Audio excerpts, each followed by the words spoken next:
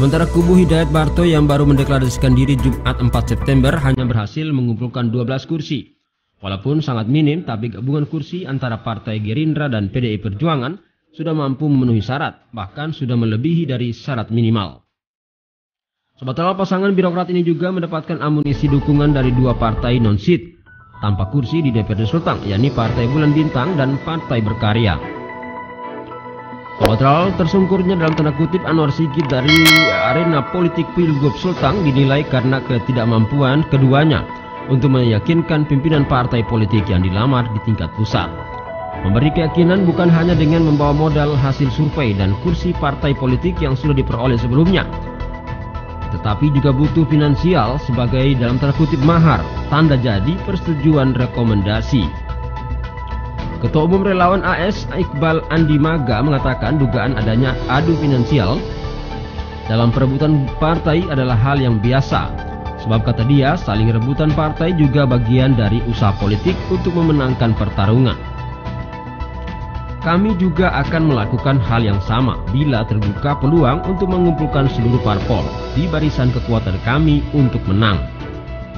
Demikian diungkapkan Iqbal Andi Maga belum lama ini. Bahkan kata dia, dinamika tersebut biasa terjadi di seluruh Indonesia.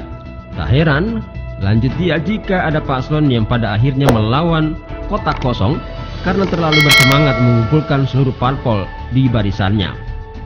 Namun, hal semacam ini kurang demokratis karena memaksa rakyat untuk hanya memilih dengan syarat terbatas, dengan sangat terbatas, dan tidak melahirkan kompetisi yang sehat di masyarakat. Semacam tidak terjadi adu gagasan untuk mensejahterakan rakyat secara ketat. Kata dia, dengan kondisi saat ini sampai terjadi penurunan angka partisipasi pemilih, maka penyelenggaraan pilkada harus dievaluasi. Evaluasi bisa berupa pembatasan jumlah maksimal parpol pengusung atau fleksibilitas parpol yang memiliki jumlah kursi lebih di parlemen. Ada suatu regulasi khusus yang mengatur untuk memperbanyak jumlah kandidat agar rakyat punya banyak pilihan, kata Eki, sapaan akrabnya. Terpisah, Sekretaris Dewan Pimpinan Wilayah DPP Partai Nasional Demokrat Nasdem Sulawesi Tengah Muslimun membantah adanya praktik adu finansial dalam mendapatkan rekomendasi B1KWK dari partai politik di Pilgub kali ini. Sejak pemilu yang lalu, kata dia, pihaknya tegas mengkampanyekan politik tanpa mahar. Saya tidak tahu kalau ada uang yang berseliweran. Artinya, kalau kita menuduh juga repot, karena tidak ada bukti. Kecuali ada hitam di atas putih, karena semua partai politik mengajarkan berdemokrasi yang baik.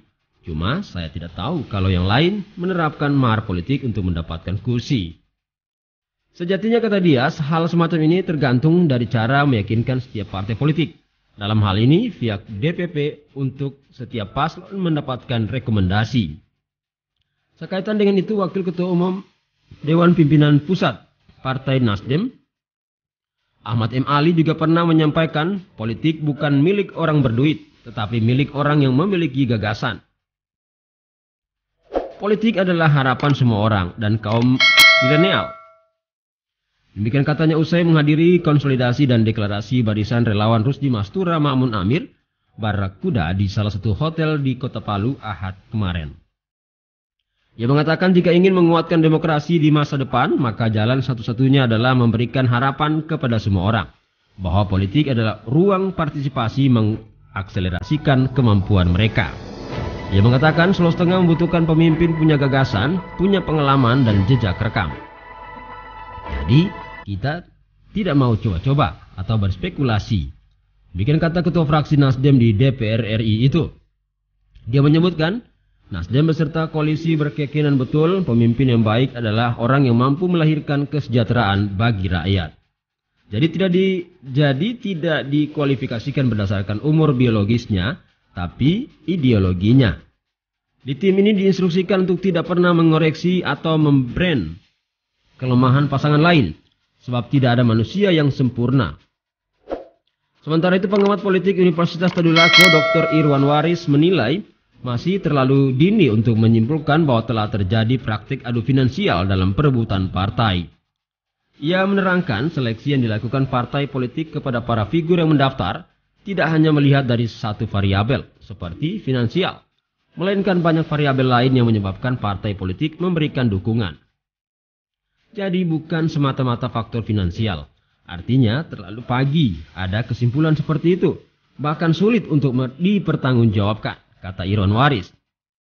Kalaupun ada, hemat Irwan, variabel penilaian dengan faktor finansial itu berada di urutan bawah. Sebab yang utama bagi parpol adalah menjatuhkan pilihannya dari hasil survei elektabilitas kandidat.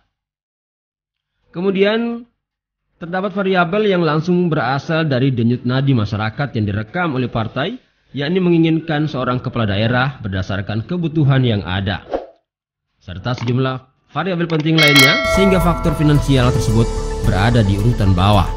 Demikian kata dosen ilmu politik Fakultas Ilmu Sosial dan Ilmu Politik FISIP Universitas Tadulako ini.